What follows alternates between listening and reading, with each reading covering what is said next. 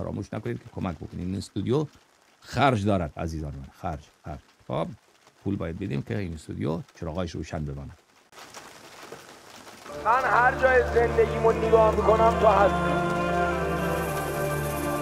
باش یه کاری از ما برمی اومد، کاش دارو بودیم درد نبودیم، مردونه بهت قول دادیم اما ما اون قدم مرد نبودیم،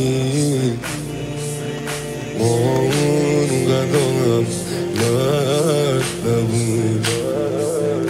کاش یار بودیم نه این که سربان، کاش مرهم بودیم نه زخم